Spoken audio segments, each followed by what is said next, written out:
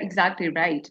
Both India and Pakistan emphasized precision, effectiveness, and control in their narratives during the crisis, which is classical deterrence logic. It's not just about the capability, it's about convincing the other side and your own population that you are capable and willing. And what's new in this equation is signaling is happening in the real time and in public.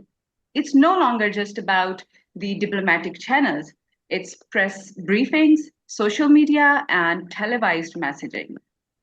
And that creates pressure because once narratives start circulating, narratives like we've taken losses, we've achieved dominance, they generate expectations. Exactly. Just like I said before, during May 2025, exaggerated claims about the successful strikes and enemy losses created public pressure for retaliation. So if your public believes you're winning, then stopping looks like losing. Yeah, and like leaders aren't just managing escalation then, they're managing perception. And sometimes perception moves faster than strategy. I think memes move faster than strategy. But but seriously, if we look at the kinds of claims during the May crisis, most were false. But in the moment, they looked real enough to matter. Afina, you showed us this study that the Center for Study of Organized Hate in Washington, D.C. did about the misinformation and disinformation war between India and Pakistan. And it was really interesting to see what went viral and what seemed real but wasn't.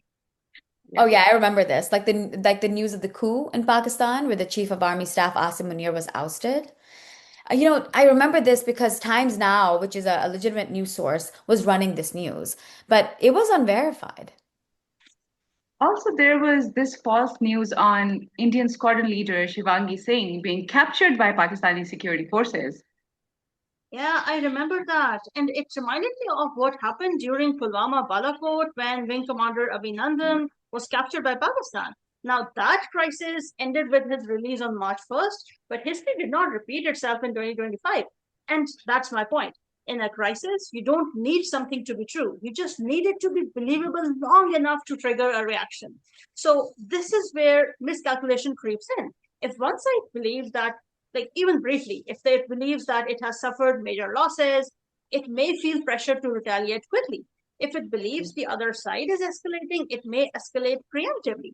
So you get this feedback loop.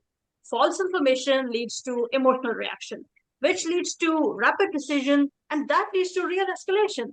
And once that loop starts, it's very hard to slow down. We haven't even talked about how nuclear weapons complicate this whole scenario.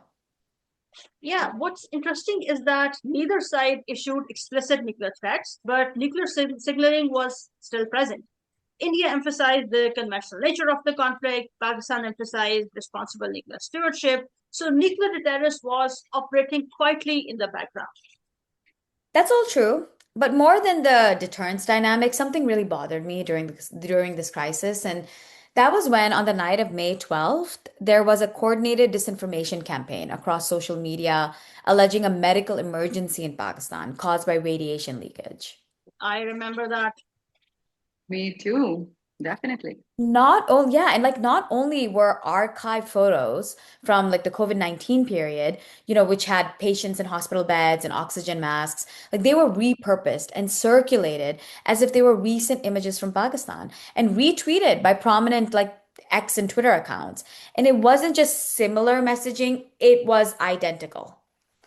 Yeah, for example, a keyword search for medical emergency in Pakistan showed near identical posts going up at around midnight, which is more consistent with coordination than coincidence.